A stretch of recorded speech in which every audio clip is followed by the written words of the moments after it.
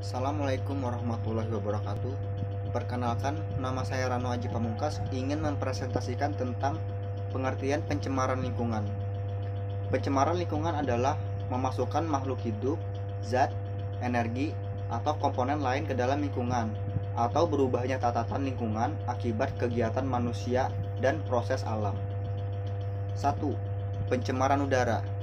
Pencemaran udara adalah kehadiran satu atau lebih substansi fisik, kimia, atau biologi di atmosfer dalam jumlah yang padat membahayakan kesehatan manusia, hewan, dan tumbuhan, mengganggu estetika dan kenyamanan, atau merusak properti.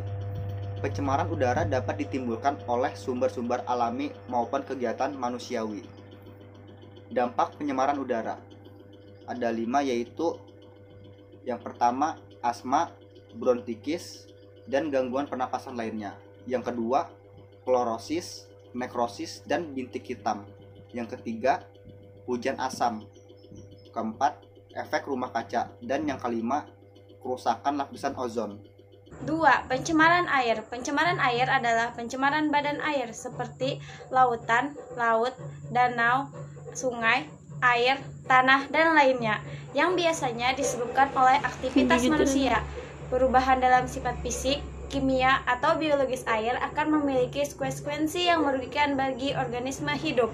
Dampak pencemaran air dapat menyebabkan banjir, erosi, kekurangan sumber air, dapat membuat sumber penyakit, tanah longsor, dapat merusak ekosistem sungai, merusak tanaman yang disiram, kerugian untuk nelayan, petani sayuran, dan masyarakat yang tinggal di pesisir sungai. 3. Pencemaran tanah. Pencemaran tanah adalah keadaan di mana bahan kimia buatan manusia masuk dan mengubah lingkungan tanah yang alami.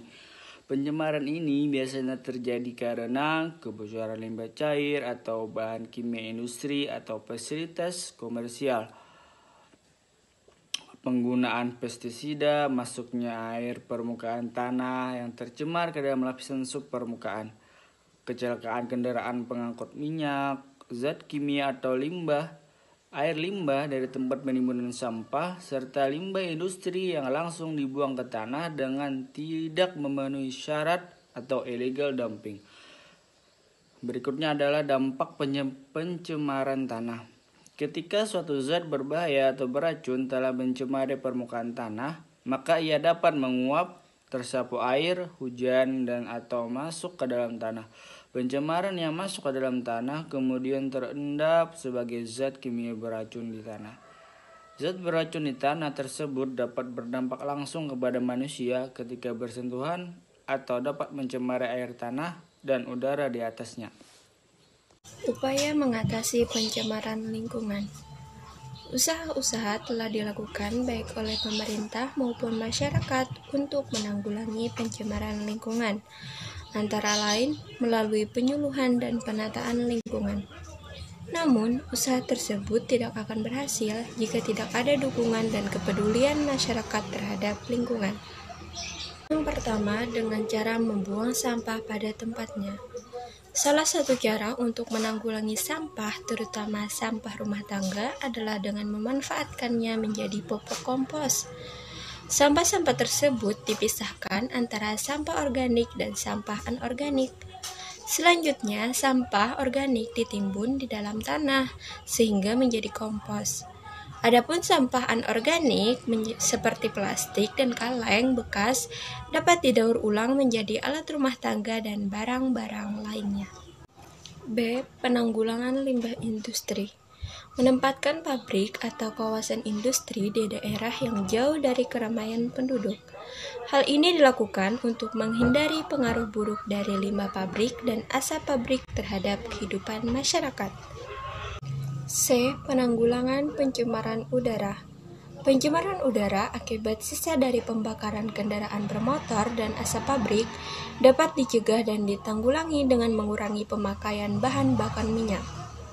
Perlu dipikirkan sumber pengganti alternatif bahan bakar yang ramah lingkungan seperti kendaraan berenergi listrik.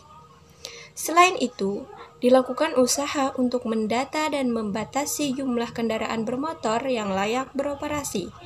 terutama pengontrolan dan pemeriksaan terhadap asap buangan dan knalpot kendaraan bermotor. Assalamualaikum warahmatullahi wabarakatuh. Perkenalkan, nama saya Syahri Ramdhani, ingin menjelaskan tentang pencemaran lingkungan dengan poin-poin sebagai berikut. Poin D, penghijauan dan penanaman pohon. Tumbuhan mampu menyerap CO2 di udara untuk fotosintesis. Adanya jalur hijau akan mempengaruhi kadar CO2 di udara yang berasal dari asap kendaraan bermotor atau asap pabrik. Dengan demikian, tumbuhan hijau bisa mengurangi pencemaran udara. Selain itu, tumbuhan hijau melepaskan O2 ke atmosfer. Poin E, penggunaan pupuk dan obat pembasmi hama tanaman yang sesuai. Pemberian pupuk pada tanaman dapat meningkatkan hasil pertanian. Namun, di sisi lain dapat menimbulkan pencemaran jika pupuk tersebut masuk ke perairan. Eutropikia merupakan salah satu dampak negatif yang ditimbulkan oleh pupuk buatan yang masuk ke perairan. Begitu juga dengan penggunaan obat anti hama tanaman. Jika penggunaannya melebihi dosis yang ditetapkan, akan menimbulkan pencemaran. Selain dapat mencemari lingkungan, juga dapat menyebabkan musnahnya organisme tertentu yang ditimbulkan, seperti bakteri, penguraian, atau serangga yang membantu penyerbukan tanaman.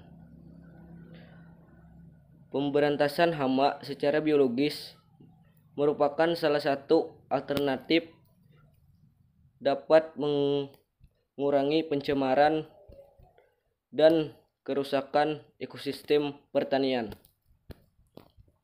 Poin F, pengurangan pemakaian CFC. Untuk menghilangkan kadar CFC di atmosfer diperlukan waktu sekitar 100 tahun. Salah satu cara penanggulangannya yaitu dengan mengurangi penggunaan CFC yang tidak perlu oleh manusia. Mengurangi penggunaan CFC dapat mencegah rusaknya lapisan ozon di atmosfer sehingga dapat mengurangi pemanasan global. Sekian, terima kasih.